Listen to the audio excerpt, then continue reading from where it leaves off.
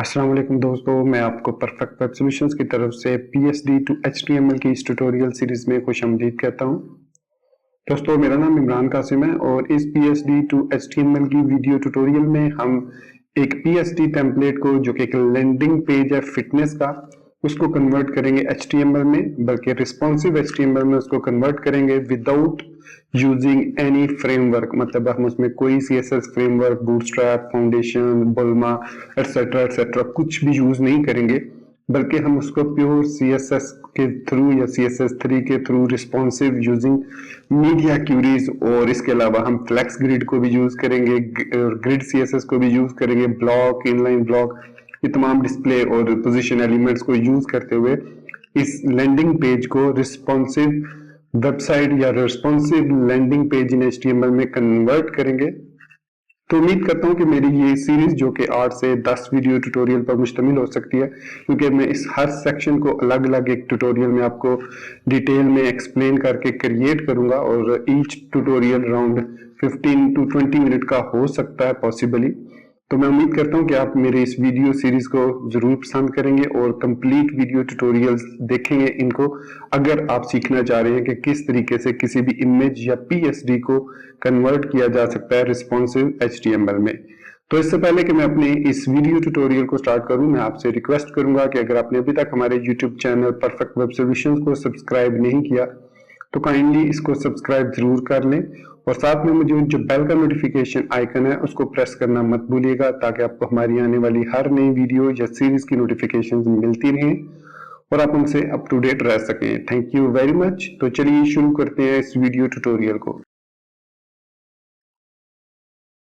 तो दोस्तों, ये पीएचडी जो टेम्पलेट है, ये मैं डाउनलोड कर रहा हूँ free-psd-templates.com की वेबसाइट से, और आपको उसका लिंक इसी वीडियो के डिस्क्रिप्शन में मिल जाएगा। आप भी उसको डाउनलोड कर सकते हैं और फॉलो कर सकते हैं। दूसरा, मेरे कंप्यूटर में फोटोशॉप इंस्टॉल नहीं है, मैंने उसको इंस्टॉल नहीं किया हुआ, तो इसका मैं आपको अल्टरनेटिव बताऊंगा कि किस तरीके से आप पीएचडी को अल्टरनेटिव तरीके से ओपन कर सकते हैं। क्योंकि मेरे पास मैक है और मैकबुक में जो है पीएचडी टेम्पलेट को एक इसका अपना सॉफ्टवेयर है मैक का, जो कि व्यूअर के नाम से है, उसमें आप इसको ओपन कर सकते हैं। तो यहाँ पर अगर मैं ये देखें, यहाँ पर मेरे पास दो फाइल्स आपको नजर आ रही होंगी, एक home.psd है और एक home.xd फाइल है। home.psd को अगर मैं डबल क्लिक करता हूँ तो ये उसमें ओपन हो जाती है प्रीव्यू सॉफ्टवेयर के नाम से, जो मैक में बाय डिफॉल्ट मौजूद होता है। तो इसके अंदर आप ये देख सकते हैं, ये मेरे पास पीएचडी फाइल है। इसी पीएचडी फाइल को मैंने XD के थ्रू ओपन किया है। XD एडोब का सॉफ्टवेयर है जो कि लाइट वेट है, और मैं उसको यूज करता हूँ ये बनाने के लिए, आप वायर फ्रेमिंग या प्रोटोटाइप्स वगैरह बनाने के लिए इसको यूज किया जाता है। बहुत ही लाइट वेट और फ्री ऑफ कॉस्ट सॉफ्टवेयर है फ्रॉम एडोब, और इसके लिए आपको एक सब्सक्रिप्शन फ्री वाली एक्टिवेट करना होती है, क्रिएट करके user account, and that's it. आप इसको यूज कर सकते हैं। अब मैं यहाँ पे इसको ओपन कर रहा हूँ। ऑल दो जब आप पीएचडी फाइल को XD के अंदर ओपन करते हैं तो उसकी अलाइनमेंट में थोड़ी बहुत उसके जो फीचर्स हैं, पीएचडी के फीचर्स होते हैं जो फोटोशॉप के, वो इस पर XD में नहीं होते, तो इस वजह से उसकी कुछ अलाइनमेंट में गड़बड़ी हो सकती है। जैसे आप यहाँ पर अगर मैं आपको दिखा सकूं, ये देखिए, ये जो सेक्शन है, इस सेक्शन की जो अलाइनमेंट है वो गड़बड़ कर रही है। और अगर यहाँ पर मैं आपको दिखाऊं जो वेबसाइट पर है, तो ये इसका प्रीव्यू है, ये देखिए इस तरीके से ये नजर आ रहा है, लेकिन जब मैंने इसको XD में ओपन किया तो ये कुछ इस तरीके से नजर आ रहा था। तो नो डाउट इसको हम सेट कर सकते हैं। मतलब इसको मैं आगे सिलेक्ट करके इसको यहां से मैं अगर ड्रैग करता हूं तो ये देखिए मैं इसको सेट कर सकता हूं। फिर मैं इसी तरीके से इमेजेस को भी ड्रैग करके ये छोटा कर सकता हूं इस तरीके से, और इनको भी मैं इसी तरीके से, ये लेयर्स की सूरत में ही हमारे पास आता है सारा डाटा, ये देख सकते हैं आप। इसी तरीके से मैं इसको भी, ये देखें, तो आप इसको एडजस्ट जो है वो कर सकते हैं, इसमें इतना खैर प्रॉब्लम नहीं होता। ये देखिए मैं इसको थोड़ा सा ड्रैग करके अलाइनमेंट कर रहा हूँ, ठीक है। फिर इसके बाद इसको मैं XD में सेव कर लिया। ये XD में मैंने इसको इसलिए ओपन किया था कि मैं इसके जो एसेट्स हैं, आप लेफ्ट साइड पर अगर देखें तो मेरे पास सारी लेयर्स जो हैं जो पीएचडी में क्रिएट की गई हैं, वो सारी लेयर्स यहाँ पे in the form of folders या ग्रुप्स की आ रही हैं। तो उसको मैं आसानी के साथ फिर एक्सट्रैक्ट कर सकता हूँ। जैसे मैं अगर इस पर क्लिक करूँ और कमांड 3 प्रेस करूँ तो मैं ये जूम इन यहाँ पर हो चुका हूँ। अब मैं इस इमेज को यहाँ से उठा सकता हूँ। तो ये बैनर के अंदर यहाँ पर आप देख सकते हैं बटन है, फिर डिस्क्रिप्शन है, टाइटल है और हेडर रिप्लेस इमेज है। इसमें 2 इमेजेस हैं, एक ये है, ये ओरिजिनल इमेज है और ये इस पर ओवरले लगा हुआ है। ये जो है ये ओवरले है, ये आपको अब हाइड और शो नजर आ रहा होगा। इसको मैं यहाँ से अगर फिल में से इसको थोड़ा सा मैं चेंज करता हूँ तो ये इसका ओवरले इमेज है। इसको मैं अगर रिमूव कर दूं, ये देखिए, तो यहाँ पर ये ओवरले इमेज जो है चेंज हो जाता है। तो ये मतलब मैं इमेज को एक्सपोर्ट आसानी से कर सकता हूँ यहाँ से। और अगर आपको ये आइकन साथ नजर आ रहा होगा, ये देखिए एक बॉक्स उसके अंदर एरो है, तो इसका मतलब है कि मार्क फॉर एक्सपोर्ट है। हम इसको अनमार्क भी कर सकते हैं और मार्क भी कर सकते हैं। फिर आप इन तमाम इमेजेस को एक्सपोर्ट कर सकते हैं, जिन जिन इमेजेस को आप एक्सपोर्ट करना चाह रहे हैं। तो सबसे पहले मैं तमाम इमेजेस को सिलेक्ट करता हूँ और उसको एक्सपोर्ट करता हूँ। तो बाय डिफॉल्ट जब आप इसको ओपन करते हैं पीएसडी को, तो ये ऑटोमेटिकली कुछ इमेजेस मार्क कर देता है एक्सपोर्ट के लिए। लेकिन तमाम इमेजेस मुझे नहीं चाहिए एक्सपोर्ट करने के लिए, मुझे कुछ खास इमेजेस सिर्फ चाहिए। सपोज मैं जो है वो सिर्फ ये वाला इमेज जो है, ये वाला इमेज एक्सपोर्ट करना चाह रहा हूँ, तो मैं इस आइकन को क्लिक कर दूंगा। इसके अलावा इसमें अगर देखा जाए तो इसमें कोई ये एक बॉर्डर लेआउट है, अगर मैं इसको क्लिक करता हूँ तो ये देखिए ये हमारे पास इसका ओवरले लगा हुआ है। इसको भी मुझे जरूरत नहीं है, हम इसको ओवरले लगा सकते हैं। तो मैं इसको अनचेक कर दूंगा तो ये एक्सपोर्ट नहीं होगा। इसके अलावा आप 1 बाय 1 भी इनको एक्सपोर्ट कर सकते हैं। जैसे मैं अगर इस पर क्लिक करता हूँ और इसको राइट क्लिक करके, बल्कि मैं यहाँ पर सॉरी यहाँ पर हम ये इमेज है, इस पे मैं राइट क्लिक करके इसको एक्सपोर्ट सिलेक्टेड कर सकता हूँ। तो यहाँ पे मैं अगर एक्सपोर्ट सिलेक्टेड क्लिक करता हूँ तो यहाँ पर ये मेरे पास एक स्क्रीन ओपन होगी। यहाँ पर मैं एक न्यू फोल्डर क्रिएट कर लेता हूँ जिसका नाम मैं रख लेता हूँ एसेट्स। इस एसेट्स के फोल्डर के अंदर मैं न्यू फोल्डर बनाऊंगा इमेजेस का, और इस इमेजेस में मैं लिख देता हूँ इसको हेडर बीजी, और इसकी टाइप जो रखूंगा मैं वो जेपेग रखूंगा और इसको वेब के लिए करूंगा और 80% पे रखूंगा ताकि इसका साइज जो है वो इंक्रीज ना होने पाए। इसको जब मैं एक्सपोर्ट करूंगा तो यहाँ पे मैंने VS कोड में इसको ओपन किया हुआ है, तो यहाँ पर देख सकते हैं home.pst और home.xt दोनों आ रहे हैं। तो यहाँ SD के अंदर ये देखिए ये हमारा इमेज जो है in the form of 1x और 2x दोनों में ये एक्सपोर्ट हो चुका है। ये देख सकते हैं ये 2x इमेजेस रेटिना डिस्प्ले के लिए यूज होते हैं, तो इसको भी इसने एक्सपोर्ट कर दिया। तो ये इमेजेस हम इस तरीके से एक्सट्रैक्ट कर लेंगे। तो अभी चूंकि मैंने सिर्फ काम करना है हेडर पर, तो हेडर में हम सिर्फ और सिर्फ ये वाला सेक्शन और मेन्यू बार डिजाइन करेंगे ताकि वीडियो जो है वो ज्यादा लेंथी ना हो। फिर नेक्स्ट वीडियो में हम इस सेक्शन को देखेंगे किस तरीके से डिजाइन करना है।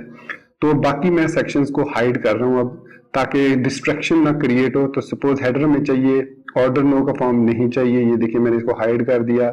फिर इसके अलावा ये भी नहीं चाहिए, ये भी इसको मैं हाइड कर रहा हूँ। तो 1 बाय 1 जो जो हमें जरूरत पड़ेगी वो हम ओपन करते रहेंगे। तो अब मैं 0 प्रेस करता हूँ तो आप देख सकते हैं तमाम जो है सेक्शन जो है वो हाइड हो चुके हैं। देख सकते हैं तमाम सेक्शंस मैंने XT के अंदर हाइड कर दिए हैं। तो आप भी इस तरीके से करिए ताकि डिस्ट्रैक्शन ना हो। फिर इसके बाद मैं इसको जूम करता हूँ कमांड 3 के साथ और उसको सेव कर लेता हूँ। सेव करने के बाद अब मैंने ये बैकग्राउंड इमेज जो है वो मैंने एक्सपोर्ट कर लिया। इसको थोड़ा सा मैं स्पेस और दे देता हूँ।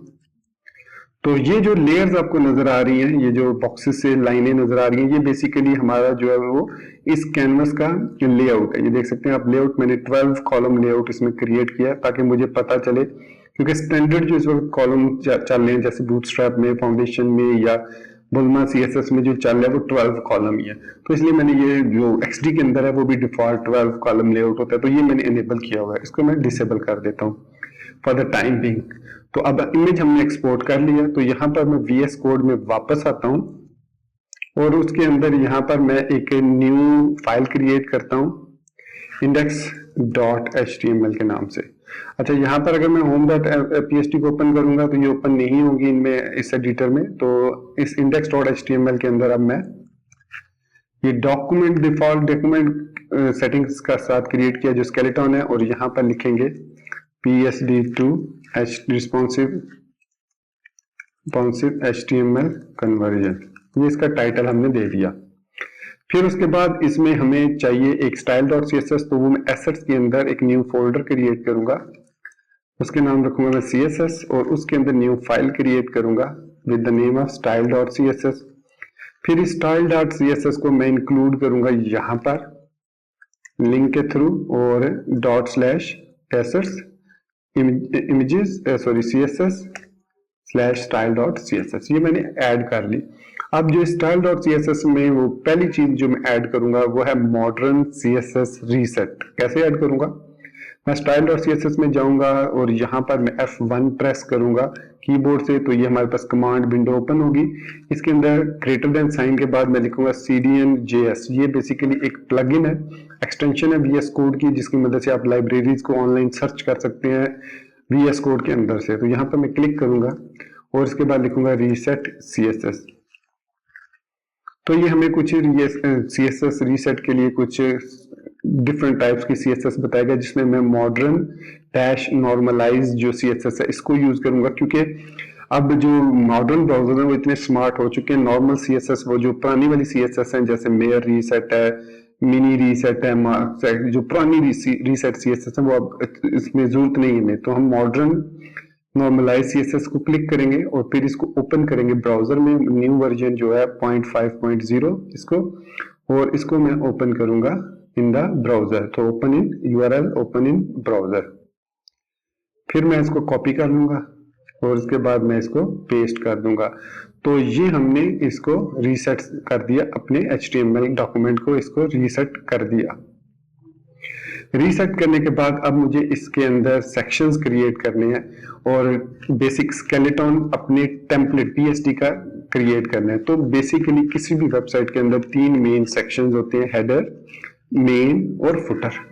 तो यहाँ पर मैं हेडर जो कि 100% होगा, फिर मेन भी 100% होगा, फिर फुटर भी 100% मतलब फुल विड्थ होगा। क्योंकि अगर आप ये HTML डॉक्यूमेंट को देखें तो ये 1600 पर है विड्थ इसकी, और हाइट इसकी तो खैर मैटर नहीं करती इतनी, 1600 विड्थ है। जबकि जो नॉर्मली जो मैक्सिमम रेजोल्यूशन है जो कंप्यूटर स्क्रीन की वो है 1366 पिक्सल्स। मेरे पास जो मैकबुक है उसकी 1440 जो पिक्सल वाइड है, 900 हाइट है, तो मेरे पास इस किस्म की रेजोल्यूशन है। तो नॉर्मल जो स्टैंडर्ड है वो 1366 मतलब 1366 पिक्सल होती है।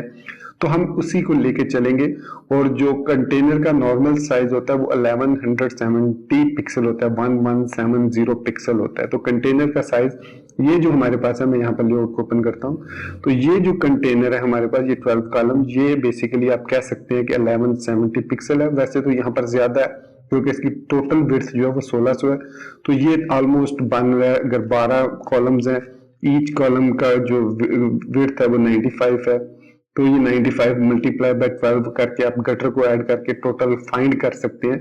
तो 142 जो है लेफ्ट राइट से मार्जिन है, इधर से 142 पिक्सल है और इधर से 142 पिक्सल है। तो खैर मैं अब सबसे पहला काम जो करूंगा, मैं इस हेडर को एक मिनिमम हाइट अब जो है वो हमारे पास इसको, ये जो इसकी हाइट है यहां से लेकर यहां तक, ये इसकी हाइट है। यहाँ पर आप देख सकते हैं 1069 है। मैं इसको हाफ या 640 रख सकते हैं। तो ये मैं इसकी मिनिमम हाइट इतनी रखूंगा 640।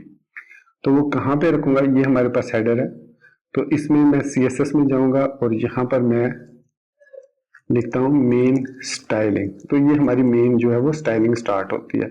तो उससे पहले हमें इसकी टाइपोग्राफी सेट करनी होती है, तो मैं टाइपोग्राफी यहाँ पर सेक्शन क्रिएट कर लेता हूँ। तो टाइपोग्राफी में बॉडी के अंदर मैं जो फॉन्ट फैमिली है वो मैं इसकी ओपन सैंस दे देता हूँ, क्योंकि इसमें अंदर अगर हम टेक्स्ट को देखें तो टेक्स्ट के अंदर जो हमारे पास फॉन्ट है वो ये देखिए ओपन सैंस आ रहा है, ठीक है। तो ये हम इसको ओपन सैंस ही दे देते हैं फैमिली, और फॉन्ट फेट विल नॉर्मल कर देते हैं। जहां पर जरूरत पड़ेगी हम इसको चेंज कर लेंगे। लाइन हाइट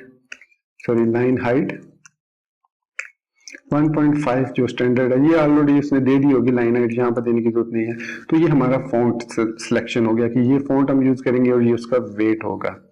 उसके बाद बारी आती है हेडर की। तो हेडर को क्लास देने की जरूरत नहीं है क्योंकि हम एक डॉक्यूमेंट में एक ही हेडर यूज कर रहे हैं। तो अगर हम मल्टीपल हेडर्स यूज करेंगे तो हम क्लासेस दे सकते हैं उनको सेपरेट, जिस सेक्शन के लिए वो हेडर होगा। तो यहाँ पर हेडर के अंदर सबसे पहले हमें उसकी विड्थ जो है डेफिनेटली 100% होगी, मतलब जितनी भी ब्राउजर की विड्थ होगी उतनी ही उसकी स्पेस होगी। तो विड्थ हमारे पास 100% होगी। और इसके बाद हम इस पर ऐड करेंगे बैकग्राउंड इमेज जिसकी यूआरएल होगी डॉट डॉट। अब सीएसएस के लिए हमें एक स्टेप पीछे आना पड़ेगा ताकि हम इमेजेस के फोल्डर्स में जा सकें और वहां से हेडर बीजी को एज अ बैकग्राउंड हम सेट कर देते हैं। फिर हम उसको साइज जो है उसका कवर कर देंगे, मतलब वो पूरे डिव को कवर कर लेगा। और मिनिमम हाइट जो है हम 640 पिक्सल रख देते हैं। सॉरी 640 पिक्सल नहीं, 6 EM में कर देता हूँ या 10 EM करते हैं फिलहाल। मैं EM को ही लेके चलूंगा, इसके बारे में मैं ऑलरेडी ट्यूटोरियल्स बना चुका हूँ कि EM क्या है और REM क्या है, PX क्या है। वो जो डिफॉल्ट में फॉन्ट साइज है वो मैं दे देता हूँ 16 पिक्सल। यहाँ पर मैं पिक्सल दे रहा हूँ ताकि वो EM को जो है वो 16 पिक्सल है। तो अब इस मद में अगर देखा जाए तो मिनिमम हाइट मैंने 10 EM रखा, तो 16 multiply by 10 160 pixel which is less. तो मैं अगर इसको 5 दे देता हूं तो ये ऑलमोस्ट 50 EM जो है वो ठीक रहेगी। अब मैं इसको ओपन करता हूं HTML फाइल को inside live server on the browser with live server. तो यहाँ पे ओपन विद लाइव सर्वर कर लेता हूँ। तो यहाँ पर हमारे पास ये देख सकते हैं हमारे पास इमेज आ चुका है। 60 पिक्सल को थोड़ा ज्यादा हो गया, मैं इसको 45 या 40 करके देखते हैं। नहीं 45 ठीक रहेगा, 45 भी नहीं 50 ही ठीक है, दैट्स फाइन। तो ये हमारे पास जो है इमेज आ गया जो कि फुल विड्थ इमेज सेट हो गया। अब इस इमेज के अंदर हमने तमाम इमेजेस वगैरह को मेन्यू वगैरह को लगाना है। तो बैकग्राउंड पोजीशन जो है वो 100 टॉप से सेंटर दे देते हैं।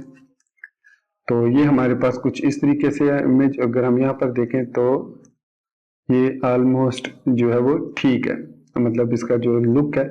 उसके बाद इस पर हमने ओवरले लगाना है, मतलब इसके ऊपर हमने एक इमेज ऐसा एब्सोल्यूट पोजीशन के साथ लगाना है। तो मैं यहाँ इंडेक्स के अंदर इस हेडर के अंदर डॉट ओवरले लिख के एक क्लास क्रिएट कर लेता हूँ।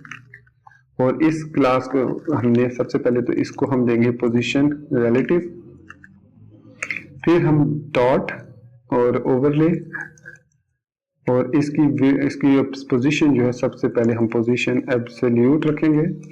और उसके बाद हम इसकी जो है वो विड्थ जो है वो 100% करेंगे, टॉप से 0, हाइट भी 100%। और बैकग्राउंड जो हम कलर देंगे उसको वो 000। तो ये देखिए ये उसने तमाम उस पर बैकग्राउंड कलर 0 लगा दिया। तो इसके लिए हम यहाँ पर यूज कर लेते हैं RGBA red green blue alpha. तो 0,0,0,0.25 आई थिंक इसका ओपेसिटी दे देते हैं। तो ये देखिए ये अब इसकी लुक जो है सेम इस वाली हो चुकी है। इस पर थोड़ा सा ओपेसिटी जो है वो हमने लगा दिया ताकि जो टेक्स्ट हम यहाँ पर मेन्यू वगैरह लगाएंगे वो सही तरीके से नजर आए। तो ये हमारा सेक्शन। अब हमने ये लगाना है मेन्यू जिसमें हमारे पास ऊपर टॉप पे 3 रोज हैं, 3 कॉलम्स हैं। लोगो का कॉलम है, ये लोगो है, ये हमारे पास है, ये हमारे पास लोगो है जो टेक्स्ट के फॉर्मेट में है, ये मेन्यू है, लेफ्ट मेन्यू है, ये राइट मेन्यू है। तो इसके लिए हम यहाँ पर काफी सारे इसके तरीके हैं यूज करने के। तो मैं जो तरीका यूज करूंगा वो ये है कि इस डिव के नीचे मैं यहाँ पर डॉट नैव ले लूंगा, नैव डॉट नैव बार ले लूंगा। तो एक नैव का एलिमेंट है जो कि HTML का एलिमेंट है, HTML5 का। उसके अंदर मैं UL बना लूंगा 2 और इस UL के अंदर मैं 5 इंटू ए, एक मिनट में इसको LI के अंदर A इंटू 5 बना लेता हूँ। तो नहीं ये LI इंटू 5A, एक्चुअली ये इस तो LI इंटू 5 ए, तो हमारे पास अब जो है हर एल आई के अंदर एक एक ए आ चुका है। तो यहाँ पर है जी होम, और जो नेक्स्ट है वो हमारे पास है टेस्टिमोनियल, ये हमारे पास है होम के बाद अबाउट अस है, तो हैश सिंबल लगा देते हैं अबाउट अस। उसके बाद है पेज, उसके बाद है ब्लॉग, उसके बाद है contact us, sorry contact us. इसको हम क्लास दे देते हैं लेफ्ट अंडरस्कोर नैव बार, ये बहुत इंपॉर्टेंट होता है क्लासेस देना। फिर इसके बाद हम यहाँ पर एल आई इंटू 3 है और ए, तो इसमें जो पहला है वो है लॉगिन, आई थिंक लॉगिन है, हाँ लॉगिन है, साइन अप है, तो ये कैपिटल में, ये भी हम लॉगिन है, साइन अप इकट्ठा ही लिखा है, स्पेस है, और उसके बाद चूज प्लान, ये हमारे पास है टॉप पे। तो इसके अलावा यहां पर हम एक और चीज लगाएंगे डॉट लोगो, जिसके अंदर H1 के अंदर हम लिखेंगे फिटनेस, और जिसके अंदर जो डबल एस है ये हम लिखेंगे स्पैन के अंदर डबल एस, ताकि हम इसको डिफरेंट कलर दे सकें, जो कि हमारे पास इस वक्त यहाँ पर है, ये देख सकते हैं ये वाला कलर, तो ये कलर हम दे सकें। तो ये हमने फिटनेस बना लिया, इसको हम ब्राउजर में व्यू करते हैं, तो ये कुछ इस तरीके से हमारे पास नजर आ रहा है। और ऊपर से हमें इस वक्त मार्जिन इसलिए नजर आ रहा है कि हमने डिफॉल्ट जो मार्जिन वगैरह वो 0 करना है। तो style dot C S S में हमारे पास यहाँ पर बॉडी मार्जिन 0 है, तो यहाँ पर बॉडी में फॉन्ट फैमिली यूज हो रहा है, तो इसको हमने यूज नहीं करना, बल्कि हम इधर ही ओपन सेंस कर देते हैं। तो इसके बाद हमें इसमें जरूरत नहीं है, क्योंकि उसने डिफॉल्ट जो सेट कर दिया यहाँ पर बॉडी और फॉन्ट साइज हम दे देते हैं 16 पिक्सल। सो बॉडी का मार्जिन 0 है, पैडिंग 0 है, तो HTML के एलिमेंट्स का मार्जिन 0, पैडिंग 0, ये सारी। और अब हमने इसको अलाइन करना है, तो यहाँ पर ये जो मार्जिन है ये H1 की वजह से आ रहा है, तो इसको हम रीसेट अभी कर देंगे, क्योंकि जहां पर इसकी जरूरत पड़ेगी वहां पर हम रीसेट कर देंगे। अब सबसे पहले जो काम हमने करना है वो इनको लेफ्ट और राइट से मार्जिन देना है, ठीक है। तो यहाँ पर हमारे पास ये जो HTML इसकी बन रही है वो बन रही है नैव बार है, और उसके बाद हेडर है, तो हेडर के अंदर हमने पैडिंग दे देनी है लेफ्ट और राइट से।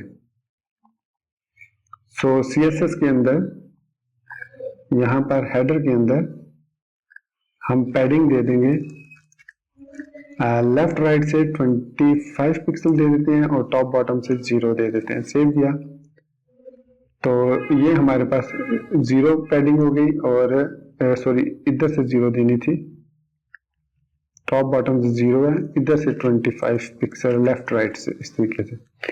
तो उसके बाद ये जो उसने कलर को जो हमने एब्सोल्यूट किया वो टॉप 0 है, लेफ्ट भी 0, हाँ अब ठीक हो गया, लेफ्ट भी 0, टॉप भी 0, बॉटम भी 0, राइट भी इसको 0 कर देते हैं चारों साइडों से। तो अब ये हमारे पास लेफ्ट राइट से हो गया, और टॉप बॉटम से 0 हो गया, और इसी तरीके से इसको हम फिलहाल मार्जिन को 0 कर देते हैं, ठीक हो गया। तो इसके बाद अब जो नेक्स्ट स्टेप है वो है हमारा कंटेंट का, क्योंकि ये जो है ये तो फुल है, लेकिन जो नीचे वाला है जो हमारे पास मेन टेक्स्ट लिखा हुआ है, जो ये वाला टेक्स्ट है, ये मेक योर बॉडी ब्यूटीफुल, ये जो है ये कंटेनर में आ रहा है। तो यहाँ पर हम एक कंटेनर की क्लास ले लेते हैं डॉट कंटेनर, और इसको मैक्स विड्थ दे देते हैं हम 1170 पिक्सल की, और मार्जिन दे देते हैं 0 ऑटो, लेफ्ट राइट से टॉप लेफ्ट बॉटम से 0 और लेफ्ट राइट से ऑटो कर देते हैं ताकि ये सेंट्रलाइज हो जाए। तो अब हम इसको क्लास दे दी, तो अब हम यहाँ पर हेडर के अंदर ही नैव बार से बाहर आके यहाँ पे डॉट कंटेनर कंटेनर की क्लास बनाई, सॉरी यहाँ पर, और इसके अंदर हमारे पास h2 कर लेते हैं, h1 क्योंकि हमने यूज कर लिया, और make your body beautiful. So make your body, और ब्यूटीफुल को हम स्पैन में लिखेंगे, ये तमाम जो है वो हम अपर केस में लिखेंगे, beautiful, I think so upper case में ये सारा लिखा हुआ, हाँ अपर केस में ये। So make your body beautiful, तो ये H2 हो गया। इसके नीचे हम स्मॉल टैग यूज कर लेते हैं, और उसके अंदर जो यहाँ पर लोरम इप्सम लिखा हुआ है, लोरम 5, ये हम लिख लेते हैं, और उसके नीचे हम एंकर टैग जिसकी क्लास होगी BTN वो लगा लेते हैं, जिसको अभी आप कह सकते हैं ये जो बटन लगा हुआ है ये वाला get in touch. So get in touch. तो ये दोस्तों हमारा क्रिएट हो चुका है तमाम का तमाम लेआउट। अब हमने इसको स्टाइलिंग करनी है। तो दोस्तों ये वीडियो ऑलरेडी 26 मिनट्स का हो चुका है। मैं इसको ज्यादा, अब स्टाइलिंग मुझे करनी है तो मैं स्टाइलिंग को नेक्स्ट वीडियो ट्यूटोरियल के लिए छोड़ देता हूँ। नेक्स्ट वीडियो में जब हम मिलेंगे तो हम इसकी स्टाइलिंग करेंगे, इसको अलाइन करेंगे, इस बॉडी को, मतलब ये जो सेक्शन है इस सेक्शन को हम कंप्लीटली CSS की मदद से बटन वगैरह सारा क्रिएट करेंगे, इसके कलर्स वगैरह, मार्जिन, पैडिंग वगैरह, जो टॉप से मार्जिन आ रहा है उसको सेट करेंगे। तो ये हम करेंगे नेक्स्ट वीडियो ट्यूटोरियल में। तो इस वीडियो को मैं यहीं पे खत्म करता हूँ, और उम्मीद करता हूँ कि आपको यहाँ पर चीजें जो मैंने एक्सप्लेन की हैं वो समझ आई होंगी। तो इसी बात के साथ मैं आपसे इजाजत चाहूंगा। अपनी दुआ में याद रखिएगा, चैनल को सब्सक्राइब करना, वीडियो को लाइक करना बिल्कुल मत भूलिएगा। So guys, thank you very much for being with me till the end. Take care, goodbye and Allah Hafiz.